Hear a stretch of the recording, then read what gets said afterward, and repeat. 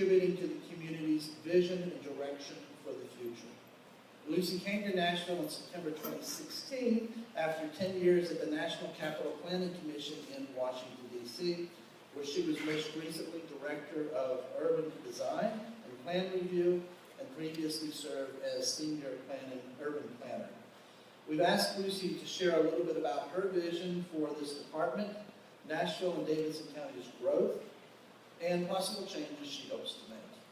I've had the privilege of working with Lucy for the last 8 months, and am pleased to welcome her here today.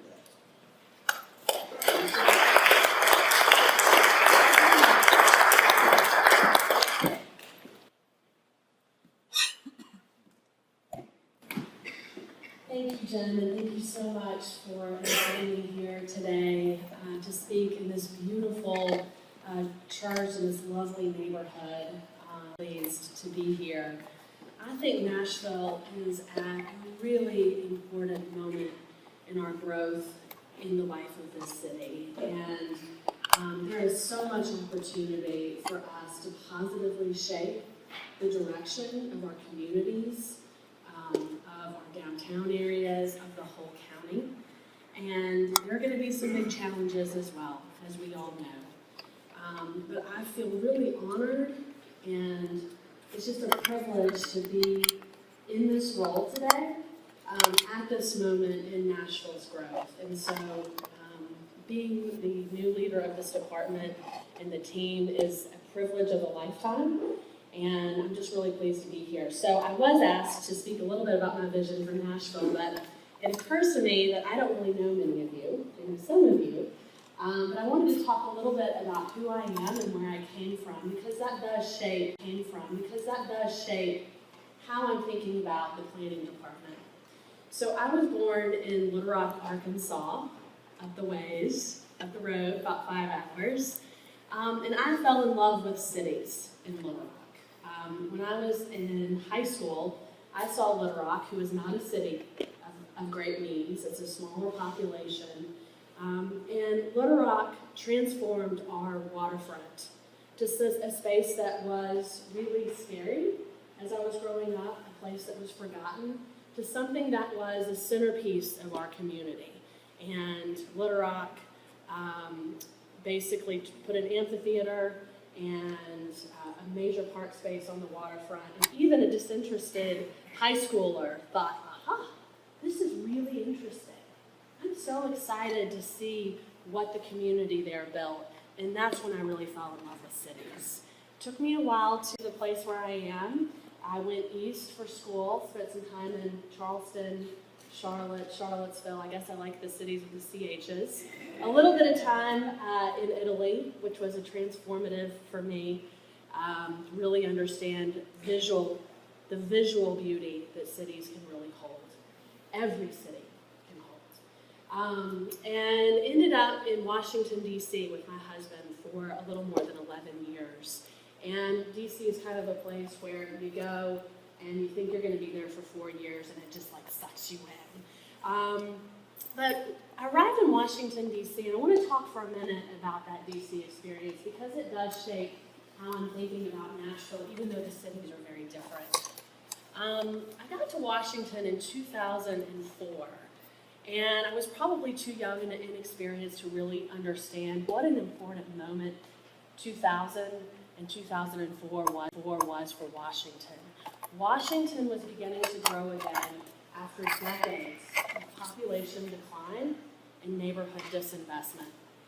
The people in the city, if you weren't working in government, were having trouble finding jobs. The economy wasn't diverse. Folks were not moving into neighborhoods, they were moving out.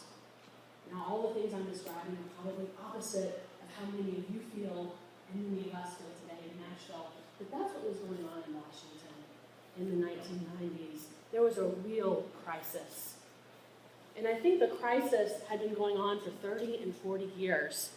After Dr. Martin Luther King was killed, there was real psychological damage and damage to the built environment in neighborhoods that rioted and never rebuilt and never really overcame sort of some of those but psychological damage, if you will. And so in the late 1990s, people said, okay, enough.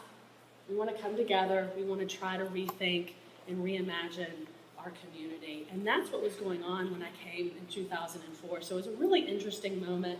The city was really beginning to reimagine itself. But like Nashville, there were a lot of conversations around, we understand that we need to grow again, but how do we do that and hold on to a sense of ourselves, a sense of what makes us authentic and unique.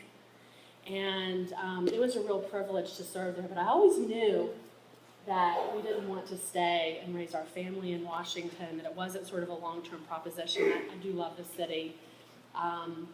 But we came to Nashville 3 years ago, and I've had my eye on Nashville for a long time. My husband actually got the job opportunity here first, and I'm just so thrilled to be here with you today. I'm so thrilled to be at the planning department.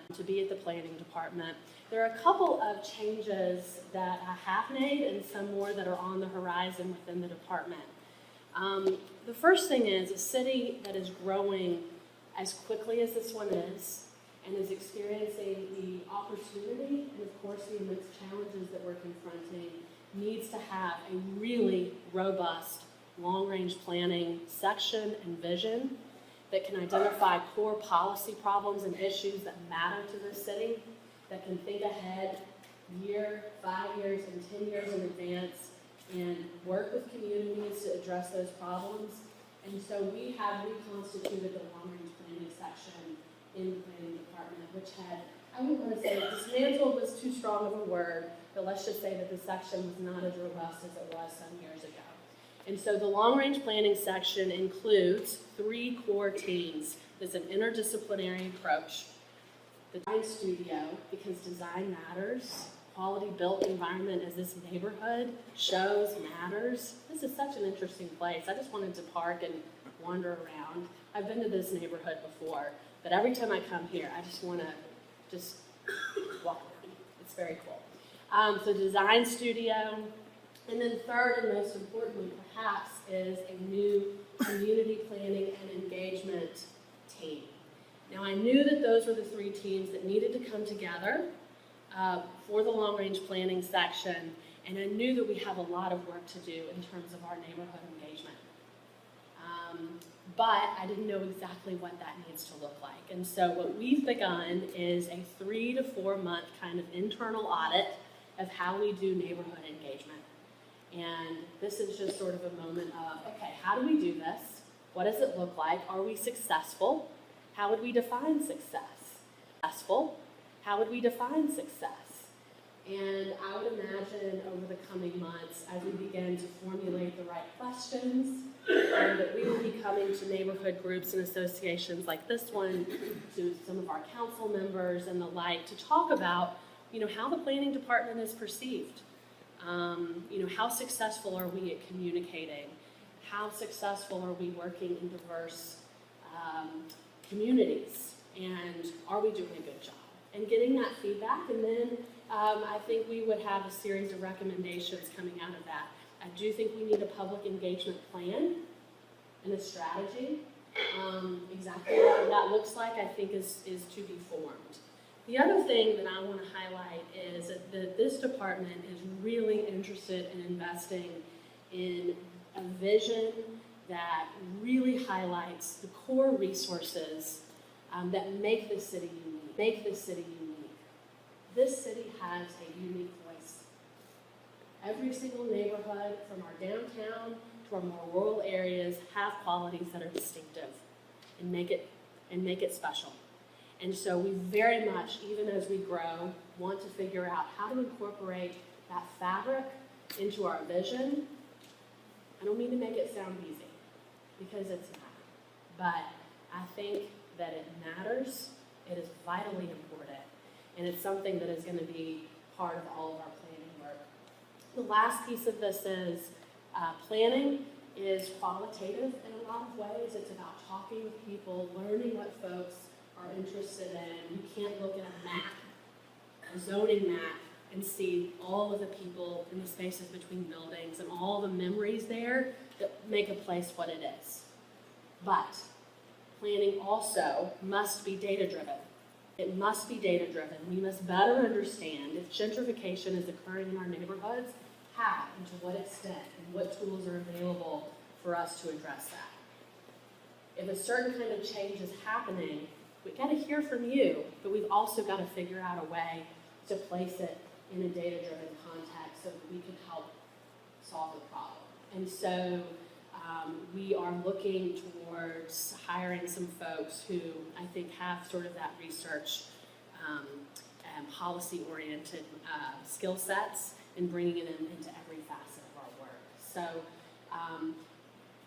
in closing, I just want to say that the planning department is not perfect, right? You all know. But everyone who serves cares about this community. The planners and the planning staff are really devoted. They live all across Davidson County, lots of different types of neighborhoods. They love the community. They're devoted, and it's a really wonderful team. Coming from DC, I had no idea. You know, I've worked in a number of different planning departments. They can come in all different types and mentalities, and this one is a really good one, and it's a privilege to lead that one. So it's a privilege to serve you. I'm looking forward to visiting with the panelists today, and again, thank you again for being here.